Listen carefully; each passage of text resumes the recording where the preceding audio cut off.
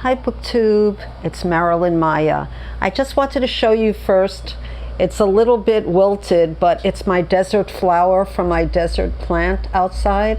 And I live in a very dry area of Hawaii, so it is not exactly a desert, but lately we've had a lot of very hot weather. So yeah, my desert plants are blooming. I've been missing in action for about a week, and I wanted to talk a little bit about it. I had an emotionally charged October, and I was wondering why I was feeling down, depressed, because everything, I dodged a couple of bullets and everything turned out well. So as one does, I went on Google and I looked up why good news can make you sad. And Dr. Navya Singh said, we often feel more than one emotion during an emotionally charged experience. So, you're celebrating and mourning at the same time. So what happened to me was that my dog was deathly ill, and we thought we lost her, my Princessa Jasmine, who's 15. And what happened was she really miraculously recovered within a week. She's still a little bit, not herself 100%, but, she really recovered. So of course I was celebrating that. But also the mourning part came in when I realized at 15 I'm going to have to go through this again. Maybe sooner than later, because she's 15. Then I received a diagnosis from a new doctor that really affected my anxiety.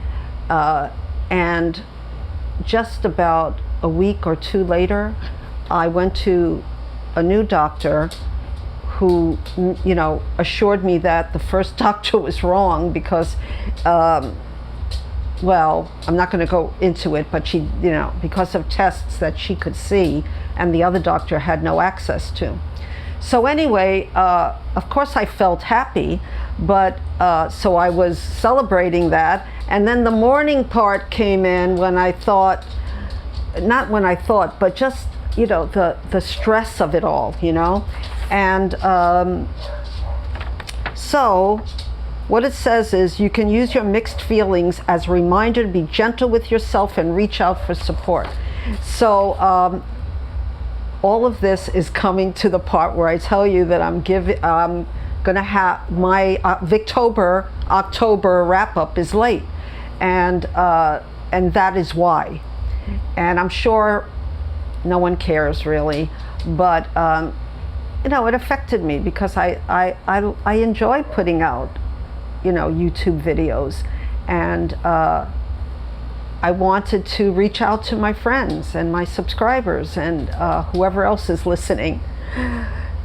Enough of that. Let's get on to the books. First, I'm going to start with the books that I did not read, but I plan to, maybe before next Victober, and I had a reason. We always have reasons, right? And first is the original illustrated Sherlock Holmes by Arthur Conan Doyle. Why I didn't read it, I did read like one story, but it was a reread for me. And the font, even though there's lovely, it's illustrated, but the font was they're trying to pack a lot in this one book. So I tried to listen to it on my phone and I kept on falling asleep, but and that's not good with a Sherlock Holmes story, because I really do like the Sherlock Holmes stories. So I hope to get to that next Victober, if not sooner. Then I wanted to do a reread with an audio of Jane Eyre, Charlotte Bronte. That never happened. So I'm not going to go much into that. So what did I read? Okay, that's a good question. I read 2 sensation novels. I'm going to start with the first one. It was Lady Audley's Secret by Mary Elizabeth Bradden. And this is a sensation novel. And I think one of the reasons why I wasn't able to read as much Victorian literature as I wanted to was because 2 sensation novels is a lot. If you know what a sensation novel is, there's a lot going on. So what is it about, right? So what I'm going to tell you, the premise first, and then I'll go into why it did or did not work for me. It worked for me in some ways it didn't.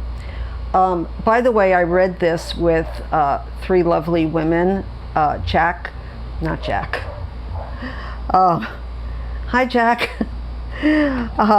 I read this with Nikki from Red Dot Reads.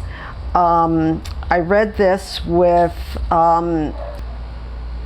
Gemma from Gemma Books, and Mitzi from Mitzi Reads and Writes. Okay, I didn't write that down. And they're lovely women, and we read it quite fast. And I was going through a lot during that time, but it was great reading with these women. So the premise here is that when young, attractive, and captivating Lucy Graham marries widower Sir Michael Audley, who's much older, little is known of her past. Following the mysterious disappearance of his friend George Talby's, Sir Michael's nephew Robert begins to investigate his step-aunt, uncovering her secret double life of intrigue, madness, and murder.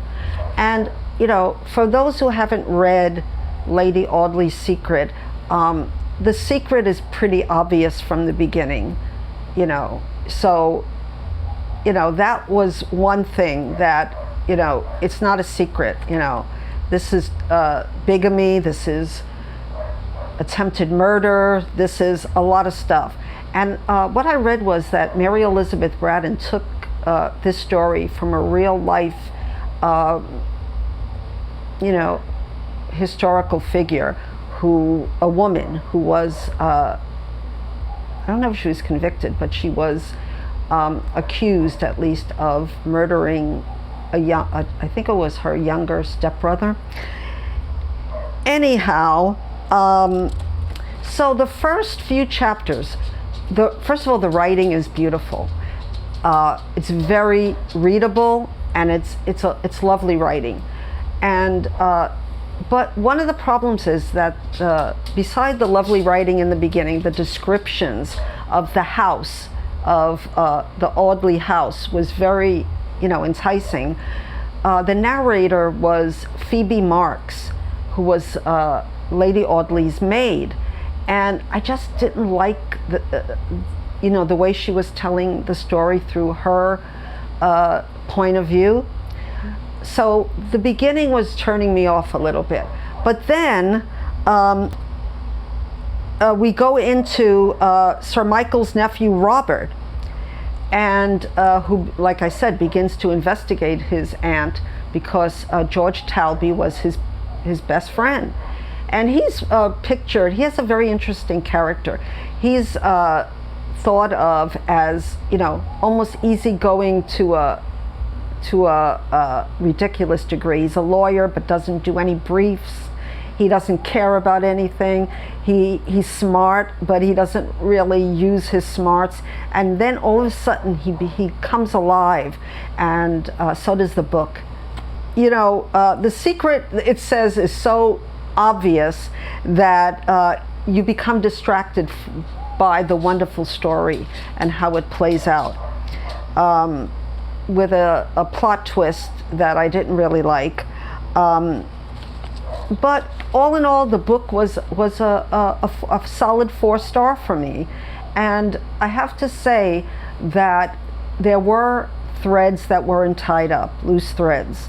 And Phoebe Marks was one of those loose threads, because she's always described in the book as being very closely, she looks like Lady Audley, except she's drab, and Lady Audley is golden and blonde and really attractive, and but they look alike. and Lady Audley says if only she would use some dye, and put some roses on her cheeks, she would be able to look just like her. And I'm thinking, that's one of the threads that was never tied up. There was never a time. Well, maybe I shouldn't mention it. Well, I guess it didn't happen, so I guess I could mention it. But there wasn't any kind of time in the book where they tried to impersonate each other. So I thought that was a loose tie. Anyway, the writing is good, and I'd be willing to read another book by Mary Elizabeth Bradden for sure.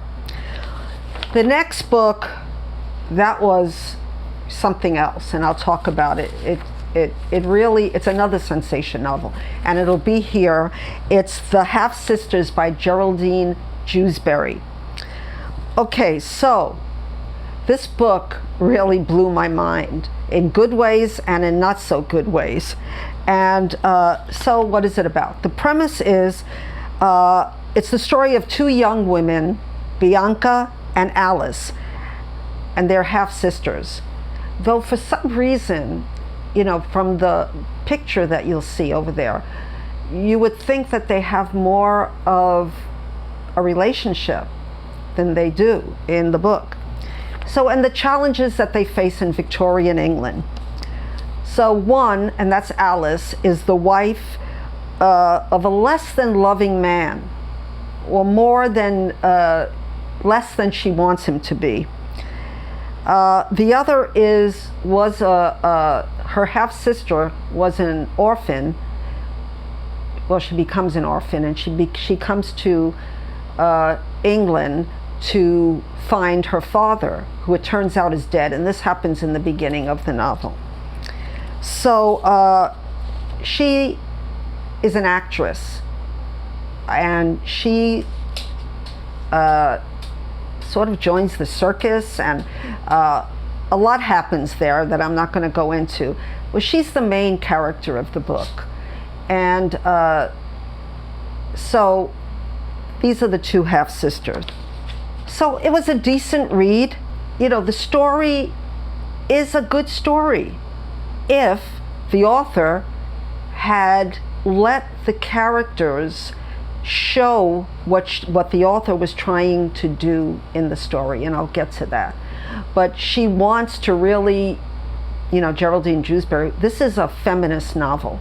So I appreciate what she was trying to do in those days where, feminism was not looked upon very kindly.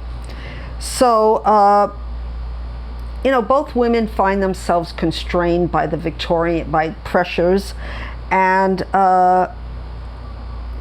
so what is Geraldine Jewsbury trying to say?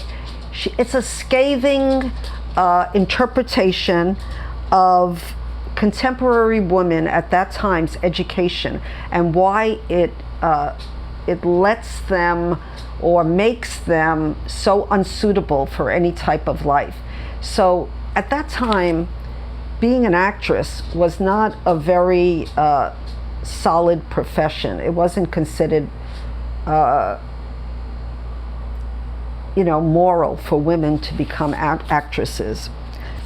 On page 219, the author is saying, "A woman is a rational being with reasonable soul and human flesh, subsisting, and yet she is never educated for her own sake, to enable her to lead her own life better. Her qualities and talents are modified, like the feet of Chinese women, to meet an arbitrary taste."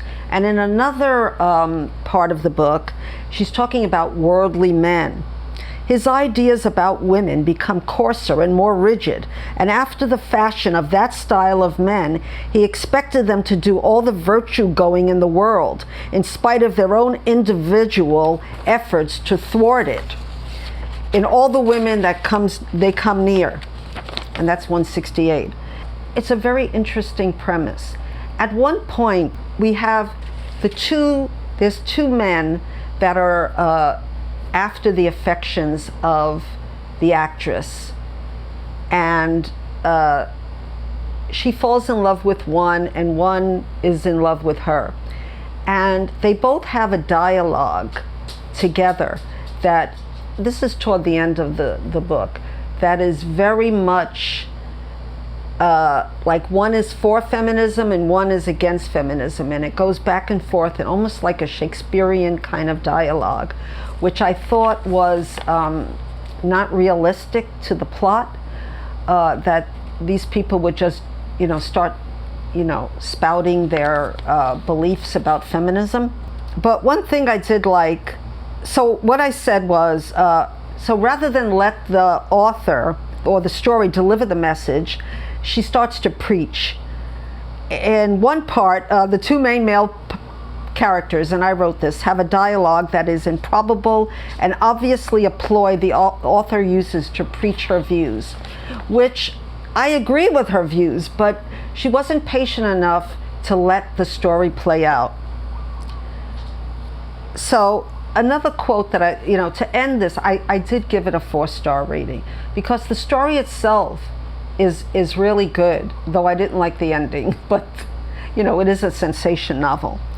So here's another quotation that I really like. What is the most stringent caution ever offered to young women to lead their life by? It is, do not do so and so. Do not say so and so before men. They do not admire it. And that's wonderful. So just for that quote alone, I gave it 4 stars.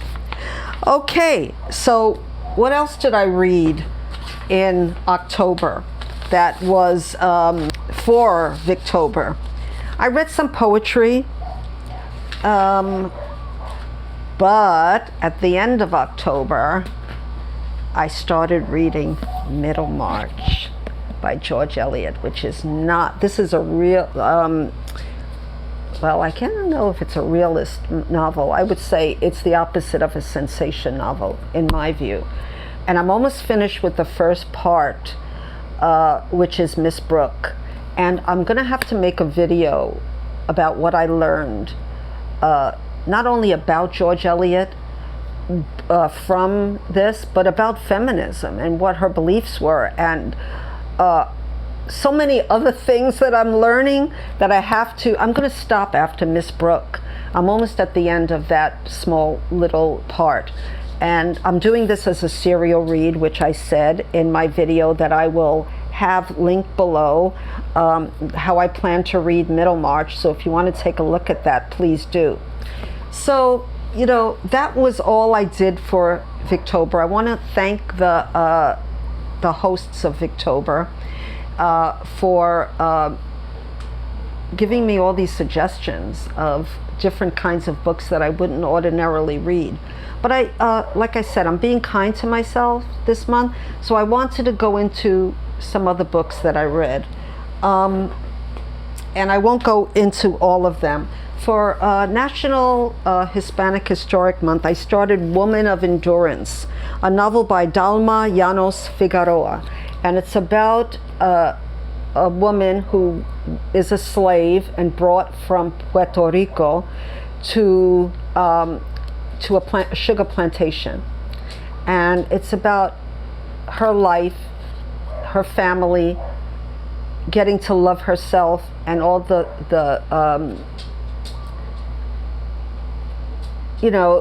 what she has to go through as in that time. And I'm reading it very slowly because this is regarding my family, because when I did my DNA, I was very surprised to find out my father was Puerto Rican, born in Puerto Rico, and very light-skinned, and I did not know that I had ancestors on his mother's side that were all from Africa. So I had more African ancestors than Spanish, which was a surprise to me. So I'm very interested in reading this book, and I'm reading it along with other books. And I have other books that I'm reading that I'm going to go into later on that I read in October. So this is not exactly a part 1, because I decided that I'm not going to do like part 1, part 2 of wrap-ups. I think that I'm going to start doing more of a weekly reads, because I find that it's not that I forget, but I have to be reminded, okay, what did this book really mean to me? And well, I know, for example, that I know that Middlemarch is going to be a 5-star read. But what I plan to do in Middlemarch, before I get to the next part, is I'm going to read about the social reformation of that time. And I was given many suggestions about what to read before I get to the second part, because I'm sure it takes a turn and it's not easy reading. Though I found the first part, you know, really, really delightful, and I loved it. And well, it's really making my Victober, and I'm not going to stop. Even if this takes me a year, I'm going to continue. And I'm doing buddy reads at the moment that I'll get into in my next video. But I want to thank everybody, especially to Kelly from Books I'm Not Reading, for shouting me out. That was very, you know, I needed a boost at that moment. And yeah, the people here are so loving, and they really are the kind of people that give me that boost when I'm feeling low, or, you know, happy, sad, or celebratory, grieving, which I never knew was a thing, you know. And I was kind of blaming myself, why aren't you more grateful for all the wonderful things in your life? Like, if you hear the pitter-patter of my little Princessa Jasmine, yeah, she's one of the things that, one of the humans that really make me happy. And of course I have other humans in my life. I'm very, very fortunate, and my health is good, and that's always a good thing. Well, I'm going to end this video, and thank you all for watching if you've got this far. And I'll ask you to subscribe if you want to, and press the notification bell so you can get more of what I plan to bring out in the future, even if it's not going to be 3 times a week.